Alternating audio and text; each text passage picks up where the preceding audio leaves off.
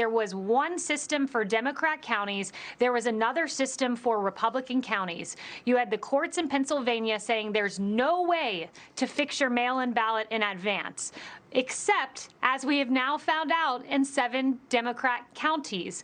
We have text messages that I've provided your producers, emails that are in our affidavits, sworn, that show that Democrat voters were being contacted, in some cases by Democrat campaigns. And they could have been, it was voters in the Democrat counties that were contacted saying, your ballot's been canceled, you need to come fix it. Whereas we have other affidavits of people in Republican-leaning counties who say, tonight, I voted for 15 years absentee. I went to go turn in my ballot and was informed after the election it was canceled, with no opportunity to fix it in advance. This is an equal protection violation. And Sean, let me add one more thing that's a new part of our filing tonight. It's this, that we believe in the counting process, that ballots without signatures, dates, and addresses, which are required by law, were counted in some Democrat counties, but not in some Republican counties. This would amount to potentially tens of thousands of ballots that were counted improperly, and we must look into this. Then you have the issue in Georgia where there is a 0.3% margin of difference in the vote.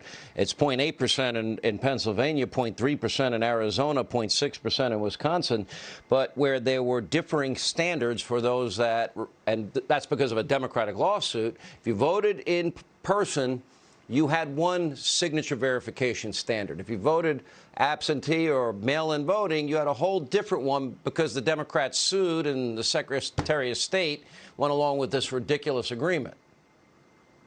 That is exactly right, Sean. So it was one system of checks and balances there if you vote in person, another one if you vote by mail. And the Secretary of State, Sean, it's so important that your viewers understand how important these local elections are, that we're rigging this from the outset, like Secretary of State in Pennsylvania, who is an avowed anti-Trump leftist. Her Twitter feed says so. And what was she doing in advance? Telling the Supreme Court, we won't count these ballots. We'll put them to the side if they come in 3 days late, then changing her guidance. And today, big victory for the Trump campaign. She was rebuked by a court saying